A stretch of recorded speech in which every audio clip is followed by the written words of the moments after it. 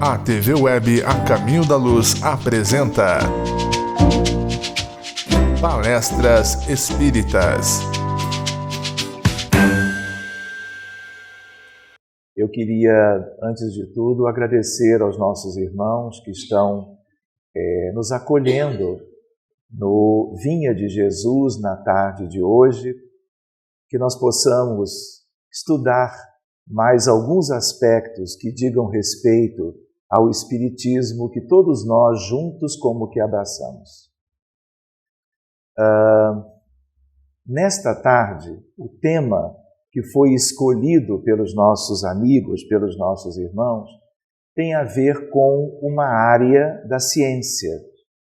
E nós poderíamos dizer que esta área é uma área das principais que nós temos, porque a física, ela é como uma mãe das ciências de um modo geral. Acredito que muitos de vocês não estejam muito familiarizados, talvez, com as lembranças dos bancos escolares a respeito desta temática, né? Mas eu acredito também que vocês todos tenham um certo interesse de ver de perto algumas questões, porque na medida em que a física é mãe das ciências, a gente entende que aspectos físicos, mas também aspectos espirituais, devam ser como que examinados a partir do próprio desenvolvimento da ciência.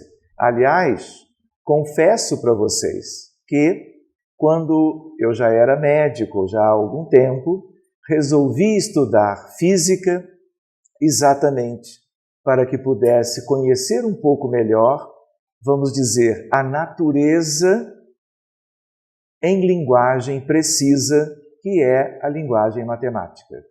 É isso que se chama física. A física é a ciência que estuda a natureza de um modo geral, não apenas a natureza planetária, mas o universo de um modo geral e suas leis, as leis que regem tudo aquilo que nós conhecemos. É claro que esta fronteira, o Livro dos Espíritos, que é a nossa base doutrinária kardeciana, e a física moderna é uma tal fronteira que é vasta. Nós poderíamos ficar aqui várias horas estudando aqueles aspectos mais importantes a respeito disto. Mas nós vamos nos ater a algumas considerações que possam servir para que vocês tenham uma motivação a mais, tanto para se dedicarem mais e melhor aos estudos doutrinários de vocês, mas ao mesmo tempo, quem sabe, folhearem alguns textos que tenham a ver com as ciências em geral e com a física em particular. Alguém poderia pensar assim, mas eu já não me interesso por certas questões. A gente lembra que, sendo espíritos imortais, mais cedo ou mais tarde, nós haveremos de dever conhecer as questões da ciência de um modo geral. E aí nós nos lembramos que, se não vai ser nesta existência, vai ser naturalmente em alguma no futuro, porque nós todos precisaremos conhecer as realidades do universo de um modo geral, tudo aquilo que nós significamos com a ideia da criação, para que então nós possamos avançar num dos grandes aspectos da evolução dos espíritos, que é o crescimento naquilo que nós chamamos ciência universal. Nós nos lembramos que evolução espiritual para a conquista da felicidade é algo que tem a ver com isto. Tem a ver com uma asa, que é o desenvolvimento dela, a do conhecimento, e a outra, que é o desenvolvimento do amor, da bondade e de tudo aquilo que diga respeito a virtudes espirituais que todos nós precisamos desenvolver e alcançar. Não é assim? Nós não aprendemos a ideia das duas asas? Uma delas tem a ver com a física. queiramos ou não, e que a gente comece a vislumbrar essa possibilidade de um dia nos dedicarmos, mesmo que seja numa encarnação futura, guardando desde logo mais uma motivação, que é vermos tudo aquilo que nós valorizamos propriamente em relação à doutrina espírita, mas também filiado agora a questões mais precisas da física. É um desafio, mas que nós possamos caminhar um pouquinho, considerando alguns aspectos. Quando nós olhamos para esta figura, nós nos damos conta como se aquele homenzinho, aquela pessoa que está ali, fosse qualquer um de nós. Nós temos ou não temos a imensidão nos esperando para que possamos estar conhecendo estas realidades que até hoje não tivemos a oportunidade de conhecer. Nós nos lembramos que, encarnados ou desencarnados, existe uma realidade colossal esperando que a gente a conheça de tal modo que estejamos interagindo com ela como nunca fizemos antes. Somos aprendizes de tudo e somos aprendizes também das coisas do universo divino. Nós fazemos parte de tudo isso. É uma realidade que sempre existiu e que agora, pelos caminhos da ciência, nós também podemos naturalmente nos enfronhar com a passagem do tempo. Então, aquela ideia, aquela imagem, nos mostra o futuro. Hoje, nós temos algumas noções de algumas coisas que tivemos como aprender até hoje, não é? Mas nós temos um largo caminho pela frente, porque esta asa, que é a da ciência universal, ela jamais se extingue no sentido de interromper o seu crescimento. Nós nunca chegaremos a Deus, mas nós sempre teremos algo mais que conhecer. Imaginando que já tenhamos alcançado, daqui a milhões de anos, a condição de espíritos puros, em parâmetros cósmicos, ainda assim, deveremos avançar no conhecimento, como a espiritualidade chama em ciência universal. Portanto, vamos em frente. Fica o convite. Aqui nós colocamos uma ideia, vejam só. Vocês conhecem esse moço? Ele é conhecido daqueles que fizeram, especialmente no 2º grau, em algum momento da sua escolaridade, alguma ideia de uma física chamada física clássica. E o nome dele é Isaac Newton, que desenvolveu a física newtoniana, a mecânica clássica newtoniana, que alguns de vocês, talvez todos, tenham de algum modo ouvido falar. E este, cuja figura está aqui, lá no século XVII, portanto, antes de Kardec. Kardec e a codificação, vocês lembram, são de que século? O XIX, não é verdade? Portanto, este estudo aconteceu 200 anos antes aproximadamente. Ele e outros grandes cientistas desenvolveram uma maravilhosa e bem-sucedida explicação de como as coisas se movem na Terra e no céu. É o que nós chamamos de mecânica clássica. Pois bem, a sua mais espetacular aplicação até hoje é a exploração do espaço e o entendimento da mecânica celeste. Como a exploração do espaço e a mecânica celeste lida com coisas propriamente macroscópicas, a mecânica que serve para isto é a mecânica clássica. E que tem a ver com algumas leis de Newton e algumas questões complementares. Pois bem, todos vocês estão acostumados hoje a verem questões que estão sendo descobertas a partir do desenvolvimento das aplicações daquilo que eles, lá no século XVII, como que brindaram à humanidade para que ela, então, progredisse e se desenvolvesse de uma certa forma mais rapidamente. Quando nós olhamos propriamente o telescópio Hubble, nós sabemos que para ele chegar onde chegou a muitos quilômetros de altura e dar voltas e voltas à Terra, enquanto ele vai fotografando, perscrutando a realidade imensa do universo. Ele está ali por um desenvolvimento de uma aplicação da física clássica. Mas, na sua intimidade, os aspectos ligados à transmissão de dados, a fotografias de alta resolução, a questões propriamente de funcionamento que na época de Newton não havia, tudo isto que está contido no Hubble, na verdade, foi necessário para o seu desenvolvimento que tivéssemos a chamada física moderna, a chamada física nova. Quando a gente ouve falar de física moderna, a gente lembra, ela é a soma de duas coisas que muitos de vocês também ouviram falar. A ideia de mecânica quântica e mais uma, a teoria da relatividade de Einstein. Essas duas coisas juntas é o que nós chamamos hoje de física nova, de física chamada quântica ou física moderna. Então, reparem, a física clássica continua importantíssima para que possamos estudar as questões do movimento, as questões propriamente do desenvolvimento da mecânica celeste e assim por diante. O seu estudo, a sua compreensão. Reparem, como vocês podem notar, tudo isto já estava pronto, porque é de origem divina. Estudar o sistema solar, estudar os exoplanetas fora do sistema solar, tudo isto nós utilizamos para tal a física clássica.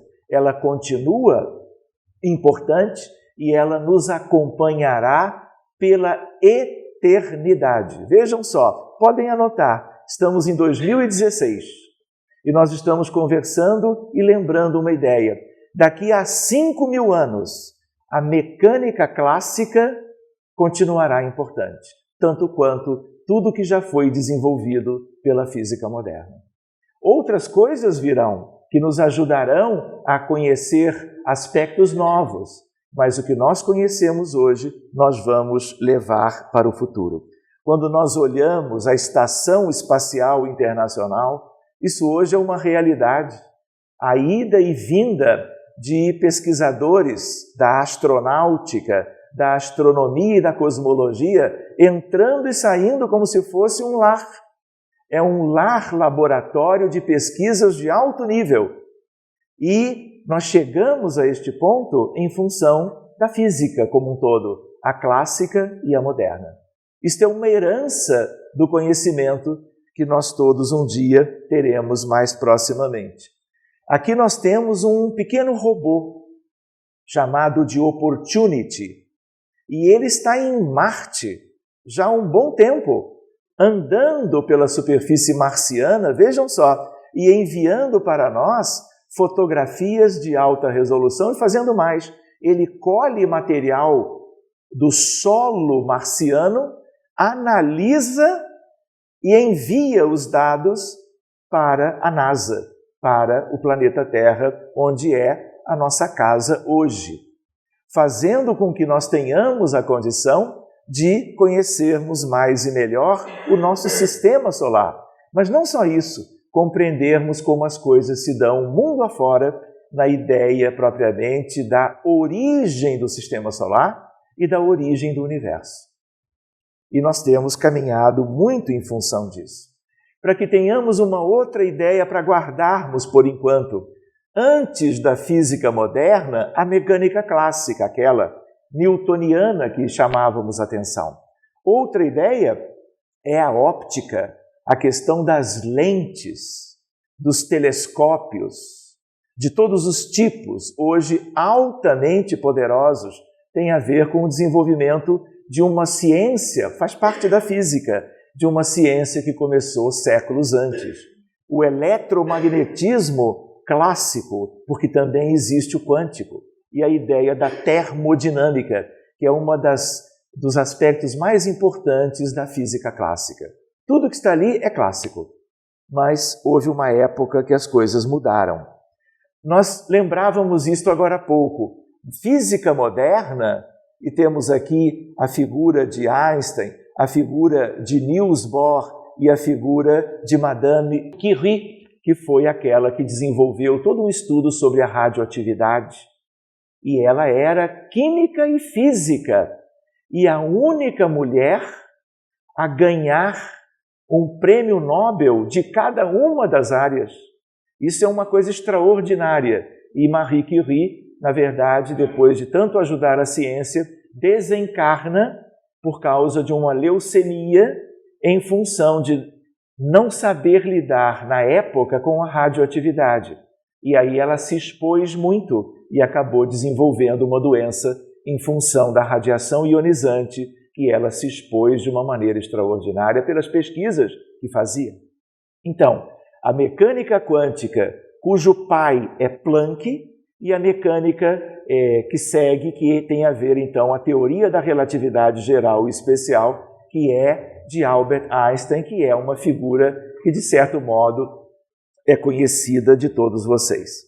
Pois bem, os fundamentos e descobertas da quântica ocorreram lá em 1900, no primeiro quarto do século XX, como a gente pode perceber. E durante todos esses anos, os seus pais, nós dizemos assim, os pais da nova física são os físicos Planck, Einstein, Niels Bohr, Louis de Broglie, Erwin Schrödinger, Max Born, Heisenberg e outros. São todos de origens variadas, muitas vezes americanos, muitas vezes europeus, e eles foram e estão sendo aqueles que nos têm ajudado a progredir no conhecimento da ciência universal. Se a gente busca o aspecto da própria doutrina espírita, eles são espíritos preparados. O que eles fizeram, só eles mesmos como que podiam fazer. Como se eles tivessem vindo, reencarnado, para nos ajudar no progresso da ciência, e progresso da ciência significa desenvolvimento da humanidade. E nós devemos muito a eles todos. Vejam uma ideia. Durante todo o século de seu desenvolvimento, não somente mudou profundamente a nossa compreensão da natureza e do universo, como também permitiu a criação de fantásticas tecnologias que fizeram a mais recente revolução da humanidade. O que a gente entende? Reparem, todo o século de desenvolvimento qual foi? Foi o século XX. Em que século que nós estamos? No 21, começando o século novo. E as coisas continuam progredindo. Quando a gente lembra do computador, quando a gente lembra dos smartphones, dos telefones celulares, que até permitem chamadas telefônicas, além de tudo mais que eles podem realizar, todos esses detalhes que como que mudaram as nossas vidas, a ponto de que nós não nos imaginamos sem estes prodígios da ciência, isso só pôde existir em função de algo que se chama física moderna. Quando nós usamos o laser como um apontador numa sala de aula, por exemplo, de medicina no Rio de Janeiro, nós estamos usando o laser que é fruto da nova física. É um feixe de luz coerente, como se chama. E é um desenvolvimento novo, não havia.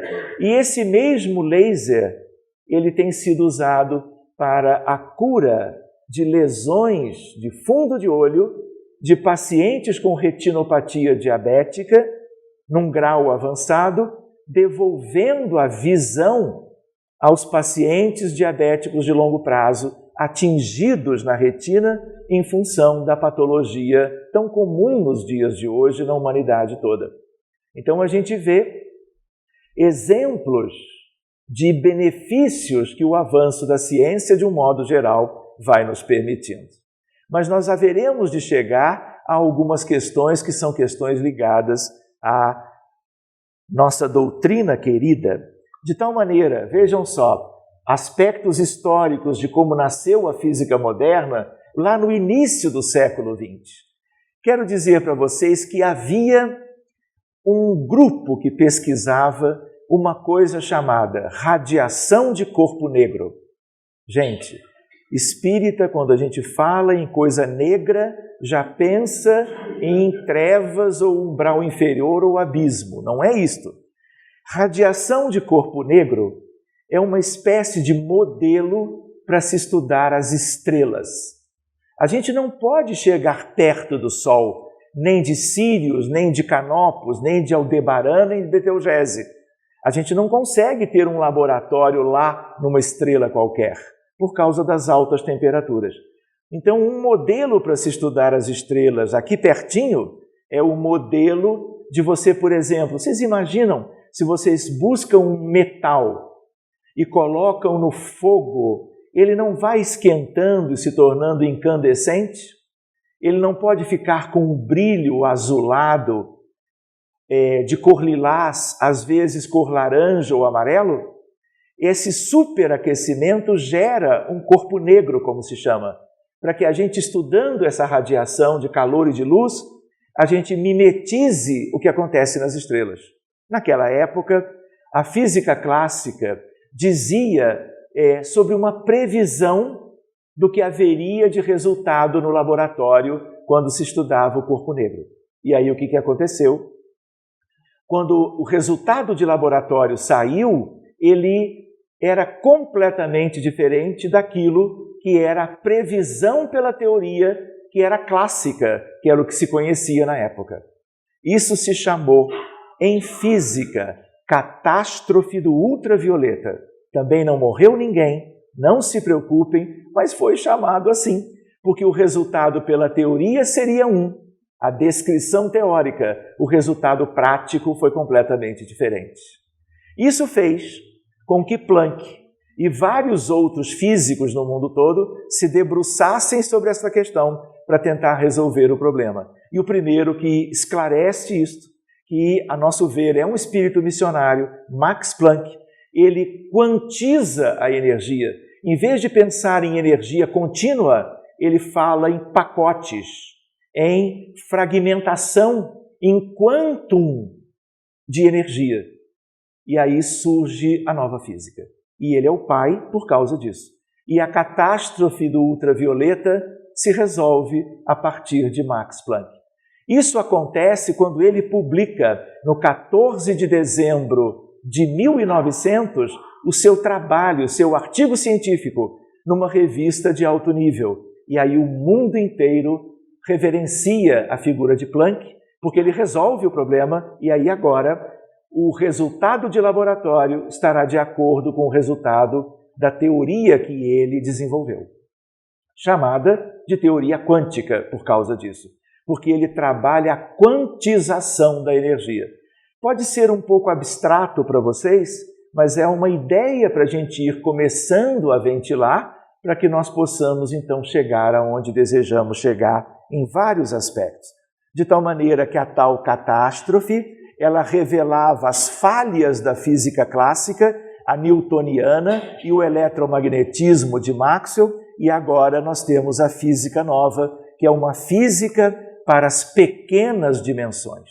Se eu estudo o movimento dos planetas, se eu estudo o deslocamento de pessoas em meios de transporte, ou de cada um de nós deambulando, caminhando numa rua, eu só preciso da física clássica.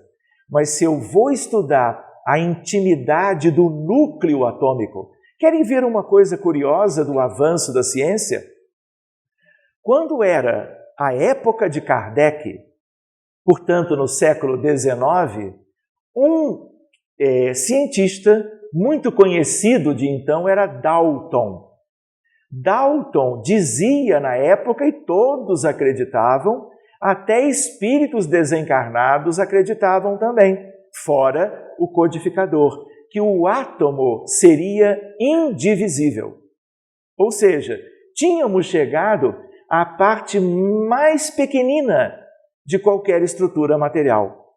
Pois bem, com o desenvolvimento da física, 1901, 2 e 3, nós começamos a dividir o átomo.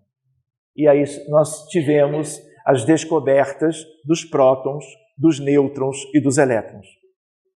Hoje em dia, Todo mundo já ouviu falar nisso e as crianças estudam isso nas escolas. Mas por quê? Pelo desenvolvimento da física moderna. Se nós pegarmos agora o próton e o nêutron e quebrarmos, nós vamos encontrar, como vamos ver, estruturas ainda menores. E hoje nós temos autores que são desencarnados, que escrevem textos por médiuns de grande credibilidade, falando na composição do núcleo atômico e coisas do tipo que nós chamamos quarks e leptons. E as nossas crianças vão ver isto mais cedo ou mais tarde. Nós que já somos adultos podemos não ter nos familiarizado com isto, mas é uma questão de tempo. A vida não é eterna, nós não vamos voltar, podemos ter hoje outros interesses, mas amanhã, como estas coisas são básicas, nós vamos ver isso nas escolas do futuro. Então guardemos essa perspectiva conosco de braços abertos, porque conhecendo estas coisas, nós vamos conhecer o quê? A criação divina. Tudo já estava pronto, como dizíamos antes, mas a ideia qual é? De nós conhecermos cada vez melhor tudo aquilo que faz parte da vida universal e que ainda não dominamos. De tal maneira que nós podemos, então, lembrar a ideia do corpo negro e a física das pequenas dimensões, e a ideia de que algo muito extraordinário ainda nos espera. Para que tenhamos uma noção do pai disso tudo, que é Planck, numa fotografia dele lá em 1918, só para não ficar uma coisa tão distante para nós, uma coisa mais palpável. O que é isto? Eu não entendo destas coisas. Mas eu também não. Quando eu olho, é um gráfico, não é assim que a gente chama? Esse gráfico mostra para nós a radiação do corpo negro. É o que eu dizia antes. Pela previsão da teoria clássica, da física clássica, era esse o resultado quando eu analisasse a radiação de corpo negro em função da frequência em hertz daquilo que o corpo negro irradiava. Colocando todos os dados, era esse o resultado esperado. E o resultado experimental mostrou algo completamente diferente. E isto que fez com que físicos do mundo inteiro tivessem que explicar essa tal catástrofe. Este é o gráfico que dá para nós uma ideia palpável daquilo que se tornou, vamos dizer assim, o grande desafio da física de então, esclarecer melhor por que o laboratório ele dava resultados tão diferentes do que a previsão da teoria clássica, que era a teoria newtoniana. Muito bem, as equações, olha que coisa extraordinária para nós também. Equações de Maxwell, na verdade, era o final da física clássica e que falava para nós a respeito do eletromagnetismo. Eletromagnetismo é uma das grandes forças da natureza. Tem a ver com a luz, tem a ver com ondas de rádio, tem a ver com micro-ondas, tem a ver com raio-x, tem a ver com raios gama, raios cósmicos, coisas aqui bem perto de nós, mas coisas do universo lá de fora. De tal maneira que estas questões, elas descreviam muito bem a radiação eletromagnética para o conhecimento da humanidade. A ideia de ondas eletromagnéticas era o que se sabia. Se nós transportamos essas coisas para o conhecimento espírita, André Luiz traz para nós a ideia de que pensamento é radiação eletromagnética. E aí talvez nós comecemos a compreender, por exemplo, a telepatia. O que é a telepatia? Não é quando alguém pensa em alguém e o outro alguém se dá conta de uma pessoa que está como que desejando interagir conosco? Muitas vezes, algum amigo ou amiga está num país distante, porque viajou e vive lá há muitos anos. Muitas vezes não se falam mais e, de repente, nós começamos a lembrar deste alguém. 2 minutos depois, toca o telefone e é aquele alguém. Seja celular, seja o telefone que for. Muito bem, a ideia do eletromagnetismo favorece que nós compreendamos um fenômeno da irradiação mental. Para vocês terem uma ideia, as radiações eletromagnéticas, em geral, viajam a 300 mil quilômetros por segundo, que é a velocidade da luz. Por isto, outras questões que nós vamos ver ainda hoje, a ideia da importância do pensamento, de cuidarmos do que pensamos, porque o pensamento, uma vez emitido, uma vez pensando em determinadas pessoas, em certas condições de pensamentos, aquilo já vai longe e vai chegar aonde tem que chegar. Vocês querem ter uma ideia de algo que vem pela frente? Nós não temos uma psicosfera da Terra? O que é psicosfera? O que é ideoplastia que nós aprendemos na codificação? Não é nós pensarmos e daqui a pouco o pensamento como que se materializa? Ganha forma? Ganha vida? Não é assim? O que é a psicosfera em si? Não é o grande conjunto de tudo aquilo que os seres humanos já pensaram em toda a história da humanidade? Nós construímos aquilo que é o que está em volta do planeta, que é a nossa psicosfera. Nós temos uma individual que tem a ver com a nossa periferia das nossas irradiações e que estão mais próximas de cada um de nós. Mas pelo eletromagnetismo, que ainda é clássico, nós fazemos o quê? Nós projetamos isto para longe. E isso tudo vai se acumulando. E vocês acham que a psicosfera da Terra é bonitinha? Vocês acham que ela é luminosa, colorida e que, uma vez existindo sob um país qualquer, uma cidade qualquer, é algo que ajuda os demais a fazer evolução espiritual? Pois é justo o oposto. Se nós nos damos conta da psicosfera, e não é difícil fazer isto, nós nos damos conta dos efeitos de todas as guerras que nós já tivemos no nosso mundo. As guerras fazem também algo que é altamente danoso para o contexto espiritual da humanidade, afora tudo mais que com mais facilidade nós depreendemos. Mas ela gera uma psicosfera e essa psicosfera está a todo tempo como que funcionando em relação aos espíritos e às almas de todos os demais que vivemos aqui. Algo que nós mesmos realizamos ao longo dos milênios da nossa história. Então é importante nós nos darmos conta disto também, é algo de fronteira entre uma parte e outra do conhecimento. De tal maneira que agora, com a descoberta da ideia da energia quantizada, isso foi chamado de pacotes de energia. Esses pacotes também são chamados de fótons. E agora nós temos, além do eletromagnetismo como radiação eletromagnética que se espalha para longe, nós temos uma ideia ondulatória, portanto, nós temos outra, que é a ideia dos fótons do pensamento. Porque se nós temos os fótons da luz, nós também temos os fótons do pensamento. E querem ver a importância disso? Quando nós pensamos, dependendo da frequência vibratória, da qualidade do que nós fazemos ao pensar, nós estamos irradiando e banhando o nosso mundo celular daquilo que nós pensamos, além de projetarmos tudo isto para fora. Muitas das doenças, dos desequilíbrios celulares que podem dar origem ao câncer, a processos degenerativos, celulares, teciduais e orgânicos. Quantas doenças nós temos que nós não sabemos como elas tiveram origem?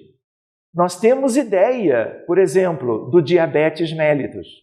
É uma grande epidemia mundial. Temos ideia de que falta insulina ou ela é relativamente insuficiente para um controle metabólico dos açúcares ou dos hidratos de carbono. Nós temos uma ideia como controlar, como favorecer para que o doente não se ressinta tanto do problema. Mas, como começou, nós não temos ideia. E é claro, isso começou em nós mesmos, de algum modo. Quando nós pensamos numa questão contrária, mas análoga na origem, a questão da prece, a questão da oração, nós estamos agora irradiando outro padrão vibratório, oscilações eletromagnéticas que são de alto nível, de alta frequência vibratória e que têm efeito oposto, construtivo, benéfico, edificante, balsâmico, ligado à saúde, à manutenção do equilíbrio orgânico e do equilíbrio mental. Por quê? Porque ao mesmo tempo ela é corpuscular, quântica, fotônica e ao mesmo tempo ela também se irradia. Tanto é que não é verdade que nós temos na casa espírita as ocasiões de preces e irradiações para doentes que estão nos hospitais? Quem é que veicula isto? São as ondas mentais dos nossos pensamentos. Como é que nós podemos estudar isto? Com esses elementos simples da física. Seja a física clássica newtoniana, seja a física nova, como vamos ver algumas coisas daqui a pouco. Também nós dizemos assim, então a luz, o pensamento, as radiações eletromagnéticas, elas têm uma natureza dupla, elas têm uma natureza do tipo dupla personalidade. Às vezes funciona como ondas, tem a sua característica ondulatória, ao mesmo tempo ela pode, em outros momentos, funcionar como uma coisa corpuscular. E aí ela terá as suas implicações. A gente lembra, não foram os físicos que criaram estas coisas, foi Deus. Não é verdade? Nós não encontramos tudo isto pronto? O que nós temos agora são meios desenvolvidos aqui no planeta Terra, pela nossa humanidade, pelos cientistas de alguns anos atrás, para que possamos entender melhor tudo aquilo que Deus já havia feito. Aqui é uma ideia do caráter ondulatório da luz, a partir de certas experiências chamadas de fendas, mas a ideia de que, projetando no anteparo, nós vamos ver a ideia de que, dependendo de duas ondas juntas, elas se somam, dependendo das fases, elas se anulam. Mas isso também tem outras implicações, mas hoje nós não vamos poder ver. Portanto, a ideia de onda e de partícula, a ideia do eletromagnetismo com dupla personalidade, podendo ser as duas coisas em determinadas ocasiões. Vocês não têm ideia de que nós vivemos num oceano de vibrações? E no planeta Terra, vocês acham que as vibrações são muito assim diferenciadas para melhor? Não tem sido assim. Reparem que um aspecto de reflexão é o legado que nós temos deixado ao longo da nossa história para os demais habitantes deste mundo, os demais integrantes do rebanho que é a humanidade terrestre, cujo pastor é o Cristo, e a ideia de nós sendo herdeiros de nós mesmos. Quantas dificuldades nós podemos viver numa tal encarnação que não sabemos de onde vem. Fomos nós que geramos. E uma base para esta herança que precisa ser modificada com vistas ao futuro é a ideia que a física nos ajuda a entender. A ideia de que estamos projetando e criando vida à nossa volta. E tudo isso é da nossa responsabilidade. Sendo da nossa responsabilidade, voltará para nós de algum modo. E nós vamos ter que usufruir disso. Quando a espiritualidade sugere a reforma íntima, a educação dos sentimentos, ela está sugerindo os cuidados no livre pensar, para que tenhamos, neste processo educativo, controle daquilo que nós estamos gerando e que acarretará, como tem feito, para todos os demais repercussões. E, ao mesmo tempo, para nós mesmos. Porque estas coisas, antes de irem para fora de nós, elas nos banham. E aí elas poderão ter um efeito benéfico, mas poderão ter um efeito destrutivo para as nossas realidades. Quais realidades? os trilhões de células do corpo físico, o perispírito de cada um de nós, que é o primeiro a receber o impacto das nossas vibrações, dos nossos pensamentos. E como André Luiz disse, pensamento, até prova em contrário, é radiação eletromagnética. Isso não nos ajuda a termos mais uma motivação no nosso processo educativo? Oceano de pensamentos. Nós criamos, todos juntos, esse tal oceano. E que ele possa ir mudando gradativamente, na medida que nós vamos nos educando e nos modificando para melhor. E aí a espiritualidade vai se encarregar de, através de processos naturais e outros dos engenheiros siderais, de ir nos ajudando a destruir uma psicosfera que é prejudicial para que, a partir de um futuro, nós sejamos os construtores de luz e de edificação para o futuro de toda a humanidade, cada um fazendo a sua pequenina parte. Alguma questão, alguma pergunta até aqui? Quem é esse moço? Todo mundo conhece, porque a sua imagem é mais conhecida do que a de Planck, verdade? E ele é o pai da teoria da relatividade geral e especial, assunto para 2020. Vamos combinar com o nosso irmão dirigente, nos enfronharmos um pouquinho mais nessa questão, porque temos uma limitação de horário. Alguns que nós tínhamos citado, como de Broglie, aquele que desenvolveu o átomo na sua determinada definição, chamado átomo de Thomson, porque devemos a ele a ideia de um que vem de Copenhague, na Dinamarca, o modelo de Copenhague da mecânica quântica. Ele e Einstein, eles discutiam as questões para chegarem a um senso comum, e ele foi um grande físico. Posso contar para vocês? Ele participa hoje de reuniões de materializações luminosas no Rio de Janeiro, como desencarnado, desencarnou há muitos anos, e ele trabalha nessa fronteira entre fenômenos do mundo espiritual e em fronteira com fenômenos do mundo físico, do mundo mais denso, mais material, que é onde nós habitamos quando encarnados. E ele segue pesquisando do outro lado. E a gente sabe, todos nós seguimos como somos e interessados pelas mesmas coisas ou semelhantes do que aquelas que nos interessávamos em vida, sempre procurando ampliar o leque das possibilidades. Querem ver o que é isto? Vejam só, numa determinada época, não se sabia disto na época de Kardec. Hoje nós temos ideia do núcleo atômico e os elétrons gravitando numa espécie de nuvem eletrônica. Então, no núcleo, nós temos prótons e nêutrons, os vermelhos e os azuis. Se eu abrir um próton ou um nêutron, eu vou encontrar quarks, e isso significa que, ao longo desse século, nós estamos podendo perscrutar, de um determinado modo, a intimidade do átomo. Vejam isto que está aqui.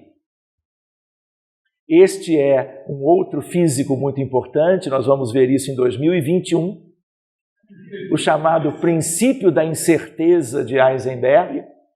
Olha só que bonitinho, olha que equação linda. Vocês ficaram agora mais entusiasmados. Essa é a equação de Schrödinger. Ele é como um pesquisador que desenvolveu a equação chave da mecânica quântica. É a equação de Schrödinger. Muito bem, ela é complexa num certo sentido. Para físicos da graduação, ela é elementar, mas nós não estamos acostumados com isto. Então, na verdade, ela é muito diferente daquelas continhas da aritmética, de somar, de dividir, né? Que nós todos ainda, até de certo modo, dominamos. Não é verdade? Quando chega em raiz quadrada, nós já não gostamos muito, não é? E aí nós nos valemos de quê? Aqueles aparelhinhos que tem as teclas, e aí ele sai a raiz quadrada de imediato. Não é verdade? A gente diz, poxa, ele é tão pequenininho e ele é mais inteligente do que a gente. Não é verdade? A gente só não pode esquecer que aqueles aparelhinhos, né, que hoje são celulares, antigamente eram máquinas sofisticadas de cálculo. Tudo isto foi desenvolvido pela física nova. Só pela física nova nós temos certos prodígios. Todo mundo lembra do GPS. Como é que nós podemos ter GPS para nos orientar nos caminhos da Terra e do céu se nós não tivéssemos o desenvolvimento da física moderna? Na sua base, mecânica quântica. Muito bem, ao longo nós vamos lembrando alguns aspectos. Portanto, o modelo antigo de 1913 e agora o modelo novo e a equação de Schrödinger. Aqui está ele, jovenzinho, lá em 1933. Como vocês sabem, pela idade, todos eles já estão no mundo espiritual. Se um ou outro já retornou, nós não sabemos. Mas quando nós no futuro verificarmos alguns prodígios de mentes científicas, nós poderíamos supor, será que é A, B ou C que está retornando? Mas não necessita ser assim, porque nós retornamos, todos retornam. Mas a ideia qual é? Em esferas mais elevadas. Não faltam grandes cientistas, como grandes artistas, como almas missionárias nas atividades do amor universal, do amor fraterno, desejando auxiliar a humanidade a progredir. E eles se revezam, de tal maneira que nós temos cientistas, de um modo geral, beneficiando a todos nós. Querem ver um exemplo que não tem a ver com esta área, mas com a área da medicina? Edward Jenner. Quem foi?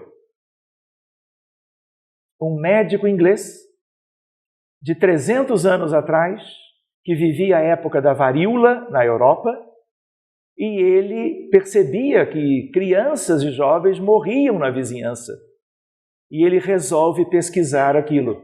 Busca uma pústula de um animal doente de varíola, retira uma parte do material purulento do animalzinho doente.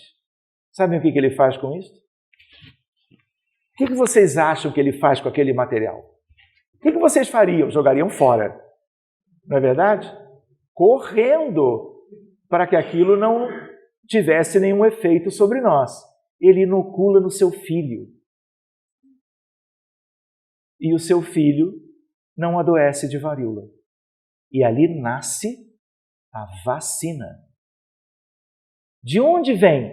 Das mesmas esferas, um Jenner, um Einstein, um Planck e tantos outros, de todas as áreas da ciência, de regiões mais elevadas, onde há pesquisa, onde há dedicação, onde o amor ele se manifesta de outro modo. Entende? Não é necessariamente acolhendo num abraço fraternal, mas é uma maneira deles contribuírem para o progresso da humanidade. Isso tem acontecido e nós devemos a eles todos. Mas sigamos adiante. Olha que bonito isto. Antigamente, quando olhávamos para um próton, nós imaginávamos isto. E agora nós vamos dividindo, e agora a ideia que se tem é esta. Quarks e gluons dentro do interior, seja de um núcleon do tipo próton ou do tipo nêutron. Quando vocês retornarem, vamos dizer assim, o desenho será outro. Porque é uma questão de tempo. Vocês imaginem 100 anos de dedicação. Neste particular, nós vamos estar com condições muito melhores de conhecer a natureza. E não é apenas para olhar uma imagem e ver, olha como mudou a nossa compreensão. É tornar isto útil para a humanidade, inclusive para as questões morais. Porque uma coisa é o desenvolvimento do laser, é o desenvolvimento do telefone celular ou do GPS. Mas nós temos que compreender melhor também mecanismos de fundamentação moral, para que tenhamos, inclusive, mais conhecimento e mais estímulo para fazermos em cada encarnação, que é um período curto das nossas vidas, longínquas espirituais, aquilo que é o principal, que é aquilo que justifica, pelas nossas limitações, que tenhamos que voltar tantas vezes, vivendo situações muitas vezes de sofrimento, de doença, de constrangimento e de experiências que são educadoras, reeducadoras, mas que, na verdade, significam e mostram as nossas grandes dificuldades pessoais. Então, isso é mais um estímulo para nós. Olha aqui uma ideia. Estamos aqui agora verificando, lá na Europa, num lugar perto de Genebra, um grande acelerador de partículas, de tal maneira que nós temos colisões de altas velocidades entre prótons de átomos diferentes. E isso gera aspectos que têm a ver com o Big Bang há 13 bilhões de anos atrás. E aí nós podemos descobrir que, além do elétron, que é de carga negativa, existe o pósitron, de carga positiva. É o que a gente chama de antimatéria. A antimatéria também existe? Existe. Para cada elemento de carga positiva, existe um análogo negativo e vice-versa. E isso não se sabia. E nem se podia antever antes da nova física. Então, a física das partículas elementares, como a física nuclear, é um ramo da física moderna. Seguindo adiante, nós estamos agora no Livro dos Espíritos, de volta, na pergunta 27. Quem perguntou? Kardec. O que existe no universo? Espírito, matéria e fluido cósmico universal é a resposta a esta pergunta. Na medida que nós entramos aí, nós começamos a perceber que a espiritualidade começava a nos responder sobre questões que mais adiante a física foi estudar de perto. Todos nós entendemos o mundo material e os mundos espalhados pelo universo sem fim.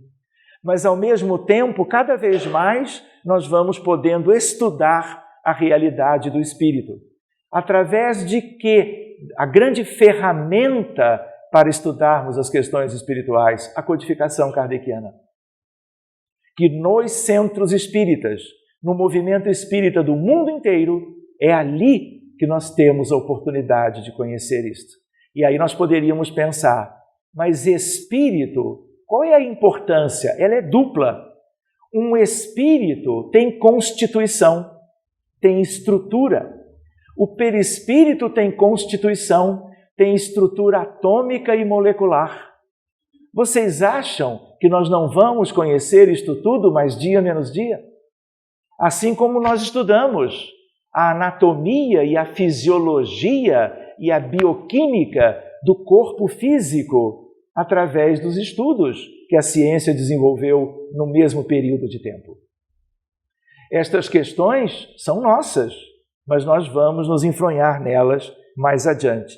E também numa ideia de fluido cósmico universal. O que é cosmologia? É uma parte da ciência que estuda a origem do universo. Nós aprendemos uma teoria cosmológica, que é o Big Bang. Parece que tudo começou ali há 13,7 bilhões de anos atrás. Mas o universo é eterno. Ali houve algo notável, grandioso, mas já havia a vida do universo, divina e a criação como um todo. Tudo isso nós estamos começando a compreender melhor e há uma ideia. Vocês estão vendo uma figura? Isso aqui é o sistema solar. Estamos em Itapira. Estamos em Mogi Guaçu. Estamos no Rio de Janeiro. Se nós olharmos o universo como um todo, com todos os instrumentos que a física desenvolveu, moderna, vocês têm ideia do número de corpos celestes ou estrelas que nós temos? De 30 a 70 bilhões de trilhões de estrelas, organizadas em 100 bilhões de galáxias. Ou seja, nós não podemos mais deixar de estudar a natureza e o universo. Além do que, se tudo isso já existe, Deus continua criando. Não é verdade? E numa velocidade que nós não conhecemos. E sempre, vocês lembram que eu tinha dito no início que em ciência universal nós nunca vamos parar de conhecer, de estudar e de pesquisar, porque Deus continua criando. Sabe lá o quê? Porque na nossa ótica limitada de seres imperfeitos, vivendo num mundo lindo, por sinal, que é um planeta azul, que é a Terra, nós ainda não fazemos a menor ideia do que há lá fora. Querem ver um exemplo? Vocês já ouviram falar sobre buracos negros? Eles são muito mais comuns do que nós pensávamos. E ninguém tem ideia hoje, apenas algumas suposições, do que exista para dentro ou do outro lado de um buraco negro qualquer, inclusive um que está como que no centro da Via Láctea, que é a galáxia onde nós moramos. Há quem diga, e não é qualquer estudante de graduação em física, são grandes elementos de pesquisa, que nós vamos precisar de uma outra física para podermos conhecer e descrevermos o que há dentro de um buraco negro qualquer. Tudo indica que são portais para outros universos. Então agora a gente não fala em um universo, a gente fala em multiverso, a gente fala em diverso. Por quê? Porque esta amplidão ela é completamente sem fim. E nós pequeninos, formiguinhas, grãozinhos de areia numa praia cósmica, tendo toda uma realidade para conhecermos melhor. Além, claro, de conhecermos a nós mesmos, que ainda é o maior dos desafios. Porque conhecendo a nós mesmos é que nós vamos poder imprimir uma mudança mais importante naquilo que nós precisamos deixar de lado e substituir pelas virtudes morais que nos esperam. Não é assim? Sigamos mais um pouquinho adiante. Portanto, a Via Láctea, 200 bilhões de sóis e, como eu tinha dito, talvez os massivos buracos negros que existem no centro da Via Láctea e outras sejam portais para outros universos. Uma ideia da grandeza do universo que agora a gente já tem elementos para, de alguma maneira, sondarmos. Querem ver coisas que vocês vão ler no futuro? Coisas que vocês vão conhecer melhor e que são temas atuais daqueles que estudam um pouquinho esses aspectos um tanto distintos? Dimensões extras. O que é isto? Nós vivemos em volume, tridimensionalmente. Quem lembra da escola X, Y e Z das coordenadas cartesianas? Mais o tempo. Então nós somos na Terra e em tudo que a gente compreende até hoje de uma vida num ambiente quadridimensional. 4. 3 espaciais mais o tempo. Dá para entender? Digam que sim. Viu? Eu sabia que esse tema vocês todos iam acompanhar muito bem. A ideia qual é? A ideia de que já se sabe que são 11 dimensões e a partir da 5ª já nós não sabemos o que é. E nós não temos uma tentativa de elucidar isto pensando no mundo espiritual? O mundo espiritual não é uma realidade que nós não conhecemos? Mas lá nós também temos as 3 cartesianas e o tempo. Mas temos de outro modo. O tempo lá não é igual ao tempo aqui. Tanto é que no mundo mental nós podemos vislumbrar o futuro. O profetismo que Allan Kardec estudou, e está lá no livro dos médiuns, os profetas do Antigo Testamento, aqueles que antecipam o futuro de uma maneira relativamente precisa, o que é isto? Eles entram numa realidade, numa equação de tempo diferente, e para eles o futuro é diferente do que é para nós. Tanto quanto nós podemos fazer como que verificações em vidas anteriores. No passado, não apenas de pessoas, de pacientes, mas também de aspectos de vida do universo. Basta que nós desenvolvamos mentes capazes disso. Filhos de Deus que podem viajar no tempo. E vocês duvidam que mais cedo ou mais tarde, no futuro, uma vez mais libertos dos nossos vícios morais, nós todos vamos fazer essas coisas? Vocês duvidam que nós vivemos a encarnação e mesmo que vivendo no mundo espiritual, na erraticidade, nós somos pássaros em gaiolas?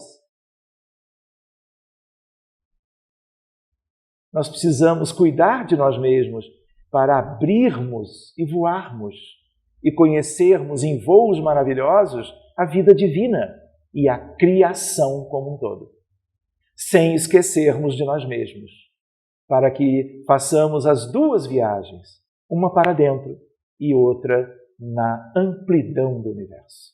Sigamos adiante mais um pouquinho, prestando atenção na hora.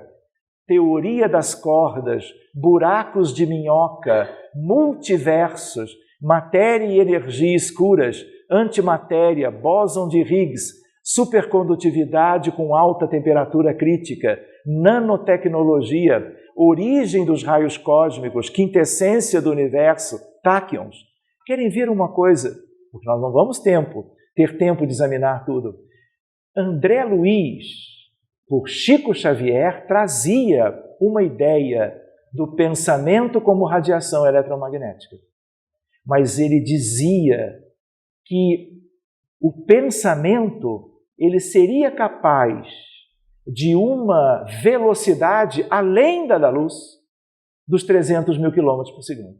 Isto é uma revelação que nem sempre a gente presta atenção numa leitura primeira ou segunda de algumas obras da série de André Luiz, dos 13 títulos que nos dão uma ideia do mundo espiritual. E aí ele está introduzindo a ideia dos táquions. O que é uma taquicardia?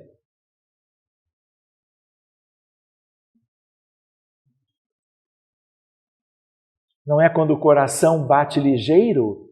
A nossa frequência cardíaca média de 60 a 90.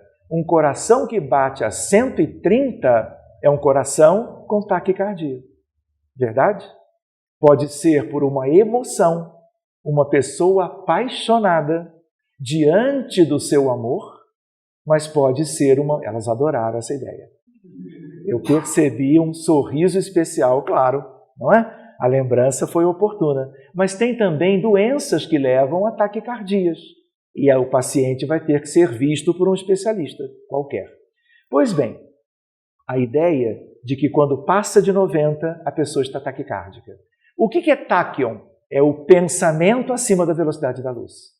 Então, André Luiz, sem dar outras pistas, ele começa a dizer para nós, para nosso exame de futuro, de hoje para o futuro, porque essas lembranças vocês guardarão, possa ser não mais um fenômeno do eletromagnetismo clássico, e sim um fenômeno quântico. Porque só os fenômenos quânticos, de uma física que nós chamamos de não local, ela dá uma ideia de coisas acima da velocidade da luz. O que é a localidade da física clássica? Quando você mexe no interruptor, a luz acende. Você mexe de novo, ela apaga, porque há um fio condutor ligando um interruptor àquele que é o equipamento e a lâmpada. Pois bem, os fenômenos quânticos, eles não são locais, é a não localidade da mecânica quântica. Isso significa que mesmo que eu faça algo, não tem nada ligando um contexto ao outro, conhecido, e uma coisa age na outra. Então, a ideia de que tem que ser acima da velocidade da luz. Tudo indica, e isto tem profundas implicações na vida universal e na vida terrena, que as nossas ligações como rebanho, como família espiritual, como humanidade, entre nós todos e todos nós, ovelhas do rebanho, ao pastor divino que é o Cristo.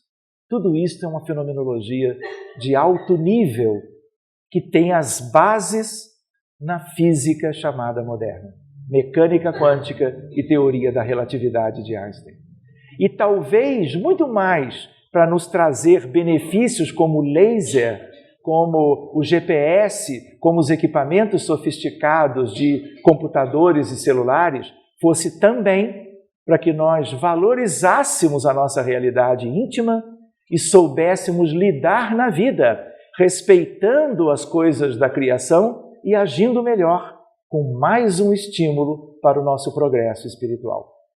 Nós vamos acelerar um pouquinho, mas só para não deixarmos o Livro dos Espíritos de lado. Vejam isto, 4 questões eu separei e aí nós terminamos. A pergunta 22, olha Kardec, lá em 1857, um pouquinho antes, século XIX, meados do século XIX, define-se geralmente matéria como sendo o que tem extensão, o que é capaz de nos impressionar os sentidos. A espiritualidade mal deixa ele terminar a pergunta. E através de um dos médiuns da codificação, traz a ideia, mas a matéria existe em estados que ignorais. Tipo, olha, vou brincar, segura a tua onda, que lá no futuro vocês vão ver que tem muito mais coisas. Mas agora é aquilo que Kardec dizia, aquilo que tem extensão, aquilo que impressiona os sentidos.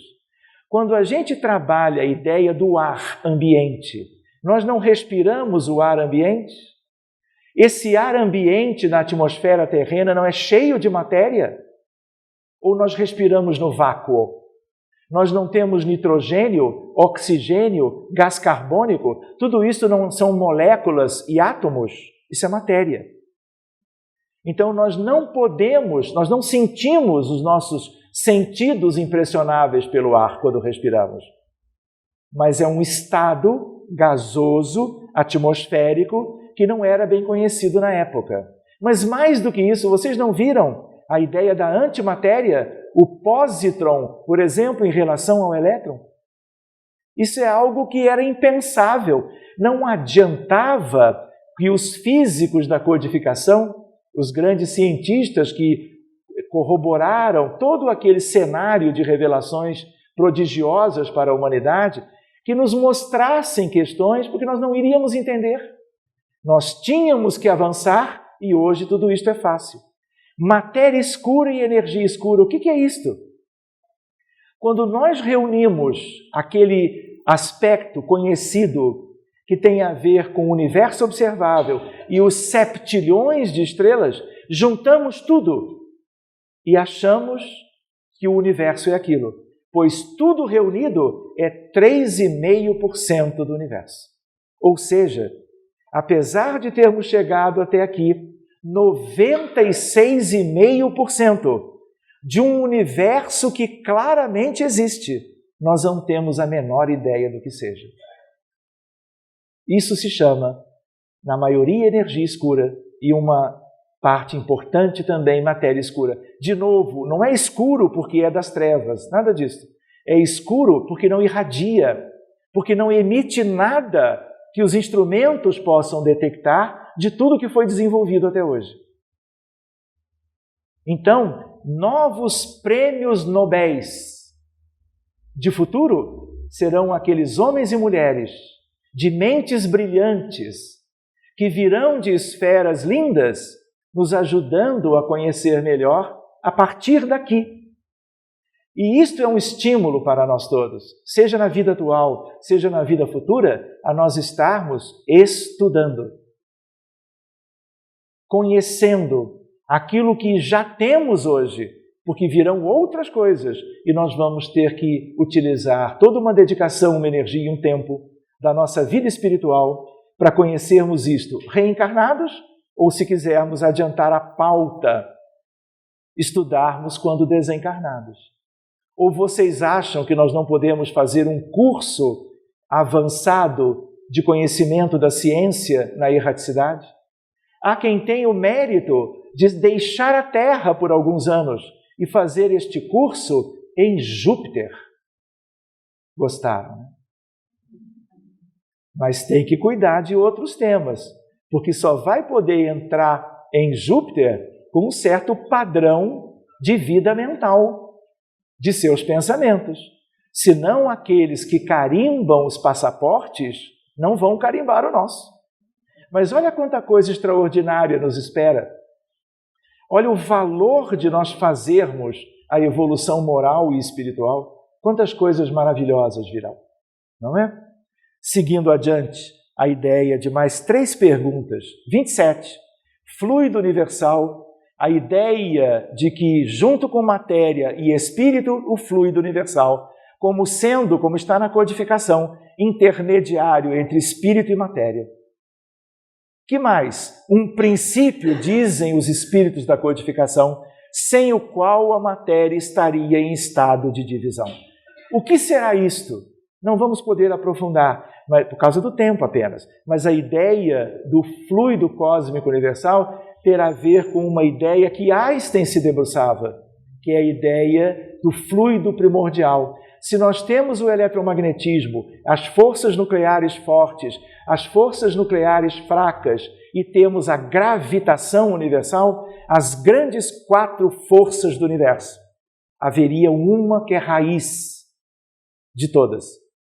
A chamada teoria da unificação se desenvolve para que possamos chegar à ideia de uma que tenha gerado as outras 4.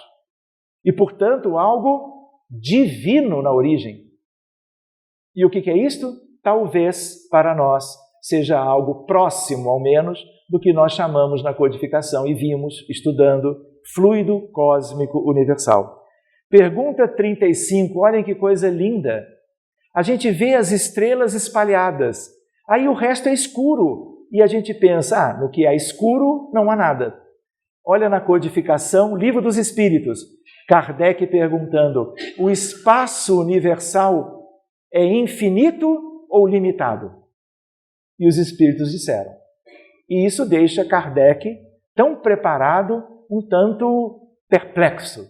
A ideia do infinito. E percebendo a perplexidade deste espírito querido, que é o codificador, Hippolyte Léon Denis Rivel, que é João Rus, que voltava, a ideia, o espírito diz, de imediato, isto te confunde a razão, bem eu sei.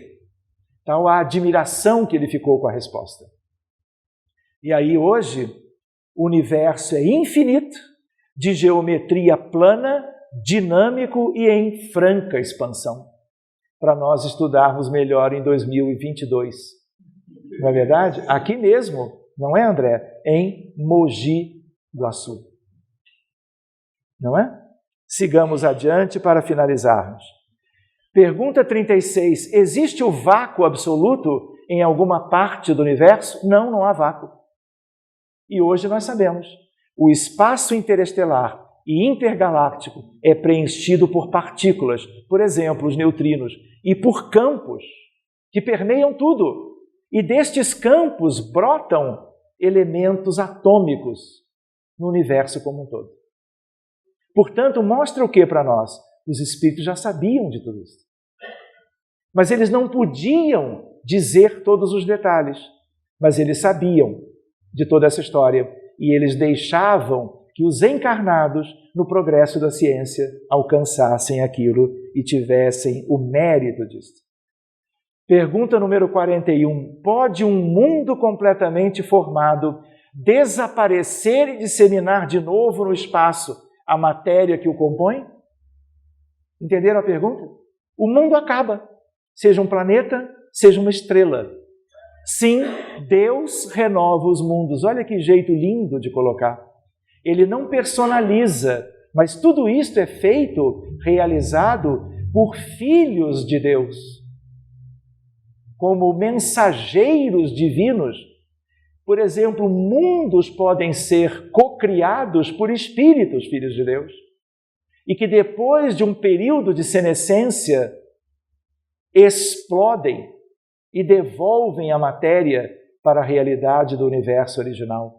Então, hoje se sabe que os mundos, tipicamente as estrelas, são formados, nascem, crescem, envelhecem, contraem-se, morrem, explodem, implodem e renascem numa incessante recriação.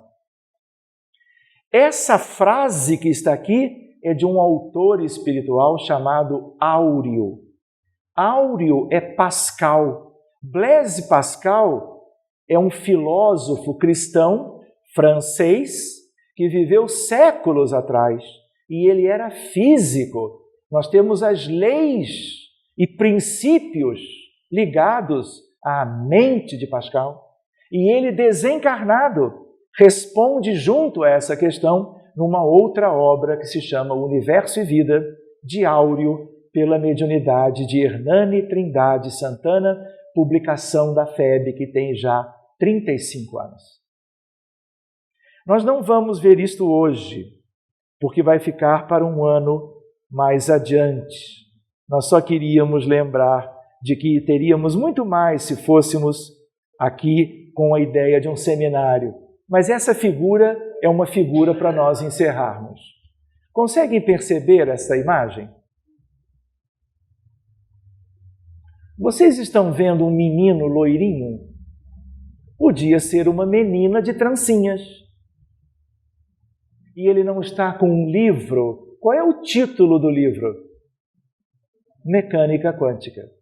Então, no futuro, quando vocês voltarem, além das histórias infantis e das coisas lúdicas da vida na infância, nós já estaremos examinando de perto elementos ligados a isso. Nos Estados Unidos, existe a publicação de um livro de mecânica quântica para a quem seja um pouco além dos bebês. Pai e mãe folheando o livro de física moderna, com crianças menores do que aquele, diria no Rio Grande do Sul, aquele guri, que é uma expressão tipicamente do Rio Grande. Aquele menino. Ou seja, a nossa ideia hoje de examinarmos essas questões é a ideia de que nós devemos estudar, devemos lembrar de quantas coisas extraordinárias e lindas a humanidade vem conquistando pelo seu avanço, pelo esforço destes espíritos que reencarnam aqui para nos ajudar e que, além das questões espirituais típicas que a doutrina espírita nos vem revelando, na verdade, tudo isso é um grande conjunto para nós. Isso é um legado de Deus, de 1000 modos diferentes que nos chegam à nossa realidade, para que nós valorizemos a vida e para que nós possamos nos adiantar em mais uma oportunidade que é a reencarnação atual e outras tantas que virão. Agradeço imensamente a oportunidade de dividir essas coisas com vocês, que nós possamos nos reencontrar outras vezes e que nós possamos cuidar uns dos outros fraternalmente, amorosamente, vibrando, orando, elevando os nossos sentimentos e padrões dos nossos espíritos, nos envolvendo num grande abraço amoroso e fraterno. Muito obrigado a vocês todos e que Jesus os abençoe.